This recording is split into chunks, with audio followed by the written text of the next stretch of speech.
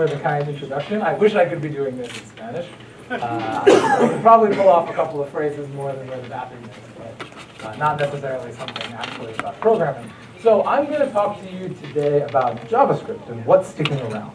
And what I often feel like when I'm in conversations about programming, and grateful, I actually don't know if this came up a lot today, I feel like almost all of them are about, here are some different technology choices that you could make, and here are the pros and cons of each, or here is why this thing is the best in the world, and that thing is the worst thing in the world.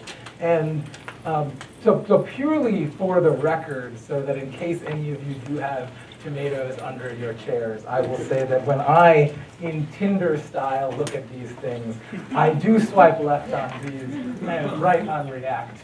So don't worry, I'm a React fan. I've actually so in case it ever comes across to imply that I don't. So I feel like there are hundreds of framework comparison blog posts released every single month, and there is just, and I guess I feel very similarly to JavaScript fatigue. So how many of you read JavaScript fatigue, as mentioned earlier today? Okay, so there are these posts about how JavaScript tools change all the time, JavaScript tooling changes all of the time. The amount of time it takes is just so long to actually try to keep up with everything. And I often feel, and people on my team often ask me, like, how do you actually prioritize what you do for the 168 hours, for the 7 days that you have in a given week? And this is actually a really hard question, because it's often posed with the expectation that I'll say something like, well, you should go learn React with that time. Or, well, React is useless, go learn Vue, because that's really cool this particular month. But this is a really hard thing to actually be able to give any salient advice about, or any salient expectation, because these things always change. And what I wanted to talk about, and I'll get to, is more about what are the sort of tried and true expectations we can have with what we need to be thinking about as JavaScript developers. But pretty much everything else we deal with is really just a fad. And I don't mean this in a bad way. Like, I love Tamagotchis. Anyone Tamagotchis? Okay, great. I also love Pogs. I love Pogs. I mean, every generation has them. My brother had Pokemon cards. Like, I know and I love and I enjoy them, and I do not ever want a world where they don't exist. So, I don't know, did any of you get a chance to get the Solution Street fidget spinners earlier today? Oh, great, I see one right there. I'm really jealous. I missed the boat on them. I actually, for the first time in my life, held a fidget spinner about a month ago at a campus recruitment event, and it's just the crazy sad part. So I work at Condé Nast, and we actually have our own too. And I feel really bad that we inflicted this on the world, so much so that I've actually given this out to people and see the extreme excitement on their face. So I got one not so long ago. I flicked this thing for way too long. I shouldn't be comfortable with telling people this. So it got to the point where I realized, like, I had to tell other people sit around me, like, if you see me with this, take it away. And then eventually the entire, like, stash for recruitment, like where the stickers and swag go, they were all taken away because I had opened every box and I had played every fidget spinner. So these fads are not things that are necessarily bad to spend time on, but they are not what will actually stick around. So I have I can show it to you later, my bag. I used to be really into jQuery. I still am actually a fan for whatever the hell that'll draw on me. So like as programming, as your life continues in programming, things will come and things will go. And many of those things are good, none are necessarily bad in the right context, but there will always be fads. So I want to talk to you about what is really sticking around. Like, what is something that I can really guarantee for you that will be the same for your entire life? And thinking about this, like, there's really not that much. I mean, so something that I can particularly guarantee with respect to what's sticking around in the universe is I can guarantee for all of your lives and your great-great-grandchildren that there will be the sun. and the sun will continue for many, many more generations than any of you can hope to actually influence for whatever extremely sad state that is. So much so that, I mean, I'm hopeful that maybe one day we will hit sort of the zenith of sun control. We'll meet the Dyson. Anyone hear of the Dyson sphere? Yeah. Okay, so like one day, maybe in the super far future, we will have and experience the wonders of the React Dyson sphere around the sun that has really had God come down and like touch us with the perfect sun-like experience. So this is sort of the only thing that I can really guarantee. But I want to be more specific about the things that I am very opinionated on, that I know will be sticking around for your JavaScript career, at least for your programming career. So when you are programming, one of the things that I can guarantee is sticking around is bike shedding. So I presume you know the story. Let's go through it. So bike shedding, like we all like arguing about useless things. I've had many useless conversations myself. This comes from the idea that I don't know if it was, I think it was NASA who at some point had a contract to actually build out some new facility. This new facility took many months and months of planning to actually start to create before groundbreaking actually happened. Many people, many committees, and they find 6 months later that the only thing that they had actually decided on was the color of the shed that the bikes of the employees would be staying in. So you spend all of this time, you spend all of this effort, and really it comes up with something that maybe you needed to do, but completely something that is trivial and not actually important. So what is that for the world of at least the world that we typically talk about? There are many things we often bike shed. The thing that I guess comes up for me the most often is the sort of static typing, dynamic typing fight. And I mean, so I'm a JavaScript person. I've also done a lot of Ruby. I've done a lot of Java things. So I feel really weird about having to engage in this discussion because I often feel like, I mean, they're both cool. But so I think, so Ian brought this up earlier, and I'll expand on it a little bit. So the Rich Hickey gave a talk a couple of years ago where he talked about how, so he goes through how his whole history, he's worked in C++, he's worked in C, he's worked in assembler, he's worked in Java, he's worked in Ruby, he's worked in whatever. He's obviously the guy who created Clojure, he's worked in tons of things. And no time did he ever not have bugs.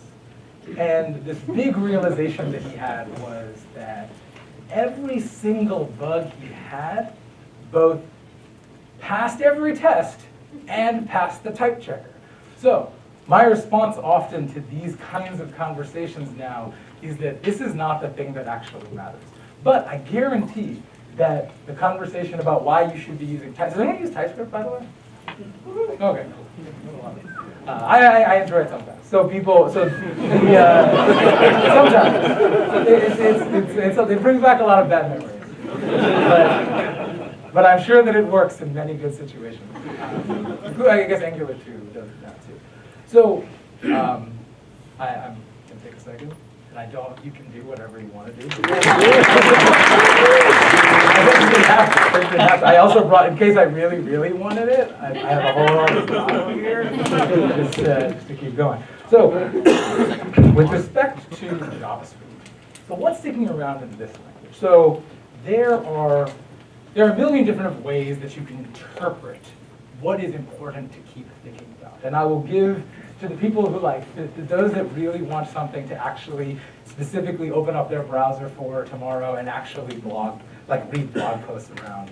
I will say and give you that Node will stick around. I am very surprised by this, to be honest. If you asked me in 2010 or I guess 2009, Node came out and I was late to the party, so heard about it in 2010, something like that. Node is this behemoth that will continue to be there, and because of that, the language JavaScript will be around for a very long time, I expect. And even though Node can do so many different things, it's obviously a big website thing, but Node will be something that is, I believe at least, very worthwhile to keep up with, regardless of what other books and blog posts you read or even non-web things you happen to spend your time Mine is Duolingo, by the way. So in addition, so JavaScript is itself a fairly large beast, or ECMAScript properly is a fairly large beast. So how many of you have ever read this book? Have you heard of JavaScript, the good part? Okay, cool. So it came out a hell of a long time ago. I actually just sort of recently did the exact math. It came out in 2008, which was actually, it was before ECMAScript 5. And as such, so this was a good book. I read it a long time ago, and I've read it. I'm sure I've read it sometimes in between, but not end to end, particularly recently. And they had in the back of this book, there are two. So the general part, most of the book is about, as it says, the good parts of JavaScript, the things that you should be using if you happen to agree with Douglas Crawford, the author. But they're in the back. There's this little section called the appendices. The appendices are like the awful parts and the bad parts. So when I read that, I feel really weird that it took me, 9 years to realize that this started with A and this started with B, so it's appendix A and B. I literally read this book multiple times and I had no idea that was in there. So all of these things, so in 2008, there were tons of problems with JavaScript. Like there were tons of difficult things that happened to be very confusing. And I could go through this list, there are talks about that would take quite a long time. But, we always, like JavaScript fatigue or not, ECMAScript itself moves forward. We have new versions every year now, and at least purportedly in 2015, we were again whispered into the ears by Prometheus, like we were given from God, the godly gates. We were given like ECMAScript 2015, which actually fixes quite a lot of these problems. Many of the issues that he describes in the book, in the end of the book JavaScript, the good parts, are actually fixed by ECMAScript 2015 and subsequent versions. But not all of them are. And some of the really weird things, I don't know if you've ever seen it, some of the really weird things will always be there. For example, this was made popular by a Gary Bernhardt talk a while ago called JavaScript WAT. What? I can't even say it right if I tried. So array plus array is empty string. Array plus object is a string with object. I don't really understand why. Object plus array is somehow 0, but that's like what? Huh? I said what? Then object plus object is somehow this thing, which I guess kind of sort of makes sense. And he makes fun. A lot of people make fun of JavaScript, and I am not particularly a JavaScript apologist. I do think that the language has problems in certain ways, but. This is a lot of fun to look into. It's like code golf. Like there are all of these cool esoteric things that you can learn to do, or learn how your language really, really works and really understand the spec. But like I would argue, I guess I wonder, how many of you have seen issues like this in plot? Wow, 1. Okay, 2. I'd love to talk to you afterwards about like why or how. I don't know. I've definitely not seen issues where these particular kinds of things. So I want to talk, so the way that I think about these things is similar to those super weird laws that are on the books in states where like, it makes no sense, but they're actually like legally true. Like you can't put ice cream in your back pocket in certain places legally. You can't, so in Hawaii, you can't put a coin in your ear. That is like legally defined. I'm not even kidding. Google for it. It's like totally legit. So I think when I think of this, I think of that. It's this weird old thing that if TC39, the like body that standardizes JavaScript, if they say one day they want to get rid of that, they would break the internet. But it doesn't really matter because it doesn't do anything. Like Hawaii is not going to go and repeal their weird coin law. Like it doesn't. It's a waste of time for their state's legislature to do this. So, in terms of the more serious things that are sticking around, again, because JavaScript, we can't go back in time. We can't change what JavaScript was. So this is a chart that shows what is true if you happen to double equal something. And this this was really annoying. I remember, like, I tried to memorize the rules once, and it totally didn't work. It totally didn't work. And gratefully we have been, again, given by the gods, although not particularly recently, triple equals, which gives you this nice, easy diagonal right here. And we have tools. We have tools like linters and tools like static analysis tools that can make sure, just in case, and as was described earlier, like make sure just in case you miss a double equals, you get warned and told to get triple equals. But really, like this difference, that's quite a bit of complexity here in your head. And I remember when learning this that I was really frustrated because I had thought for a long time, like I should just be able to memorize my program. Like, how am I going to memorize this goddamn table? So the other thing that I will guarantee that's sticking around is frustration. So like you think, and maybe your managers tell you you're paid for business value, you're paid for the experiences you deliver to your customers, you're paid for the hours you spend working, I don't know. But really, no, you're paid for the ability to deal with this reaction. Right? So like this is totally expected. Like this is really the difference between what. So keep going. Like the programmer that I am now versus the programmer I was the first hour. The real big difference, I think, is that I'm just more comfortable with being in this position all the time. Not that I somehow happen to know more. So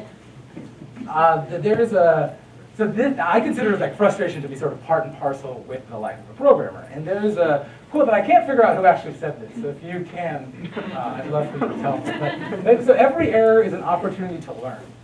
And it's almost always about you, not about the software. It's not about the framework. It's not oh, that's how Angular works. That's really behind it. It's really how you react in situations that are exceptionally difficult and uncomfortable. How do you push through and continue to work toward a solution? Like how many bugs have you? I would argue, and I'll ask. How many of you have had bugs that are still haunting you? Okay, a couple, and you didn't solve them.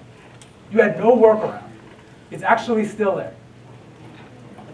Okay, a few. So like for me, I would say there are many situations where it ended up being a workaround. But in general, they were always solved. Like there's a certain zen of programming. I'll get to that in a second. So first of all, I would say another thing that there is always, and this directly correlates to frustration, there is always legacy code.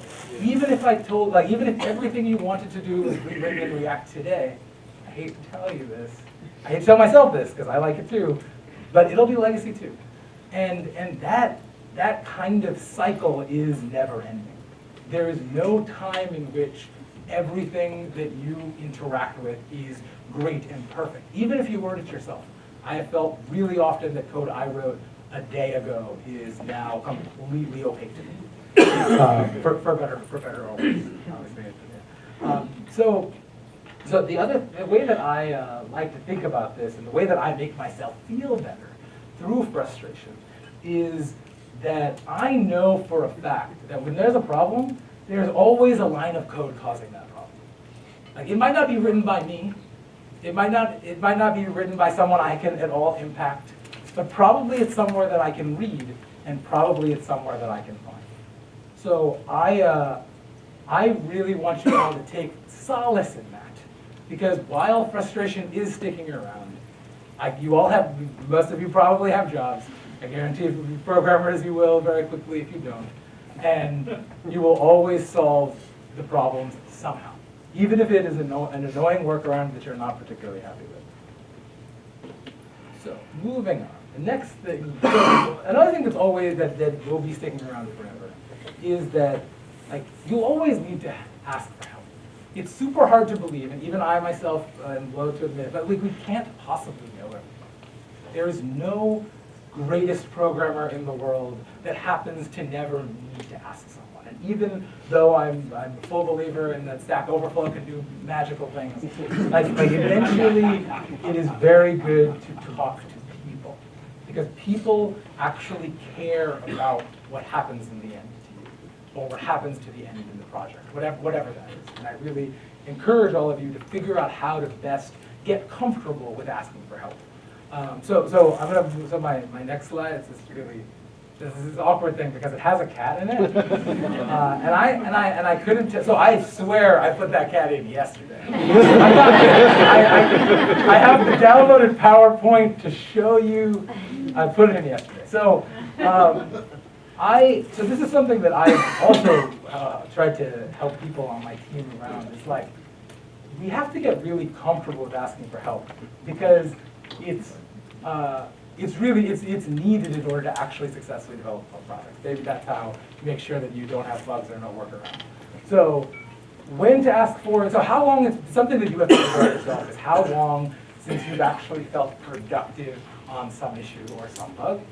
And then, and the much more difficult part, is, at least for me, and I guess it depends on the person, is to figure out when enough, like when your ego is in the right situation that I would try to work on. I would encourage you to work on making that faster. Because often in times when I myself have waited too long or I've gotten too, like the problem is now on too many product managers' minds as to why the hell John Paul didn't fix X issue. It's way too far because, not because I didn't know that I didn't really know the answer, but because I was too prideful to actually go ask someone. Also, so in terms of how to ask for help, actually try to do what you're doing. Research what you're doing. Be able to show a test case. These are all sort of the normal things that if you've ever used Stack Overflow to actually ask something, you will pick up.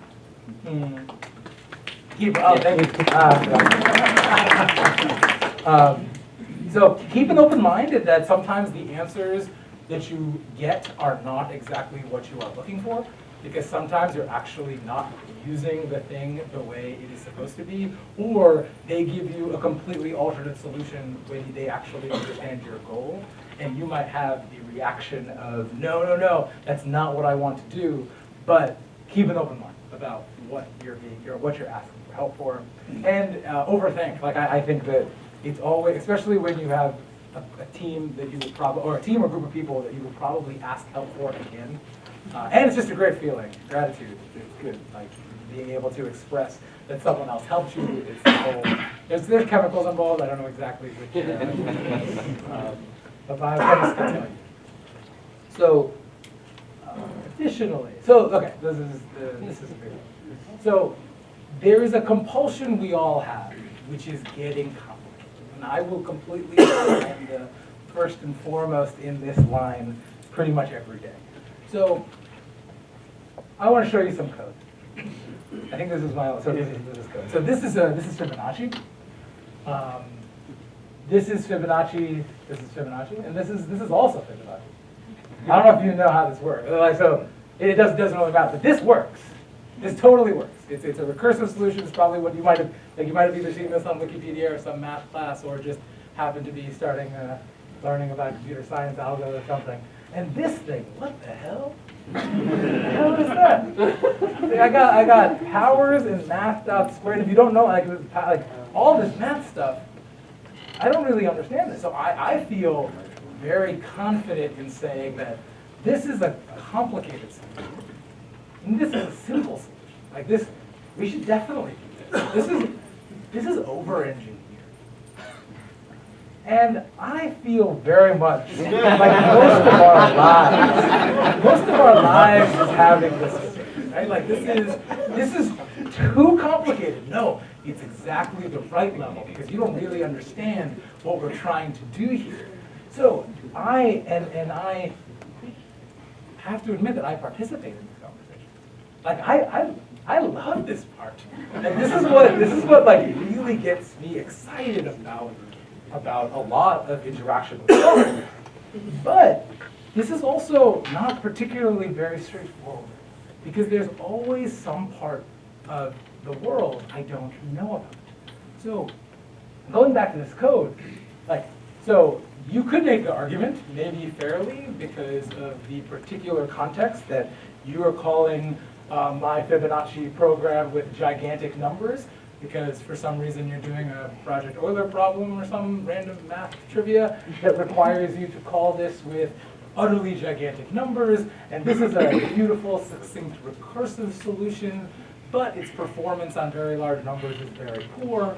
So even while this looks like simple code, this will run so quickly that in this particular context, you should actually be using this. Now, I hate to admit those kinds of things because I had a very strong opinion earlier about this being complicated and not good, and this being simple and good. But a lot of these things, they depend, and it's really frustrating. So similarly, so the Hawaii coin thing, like they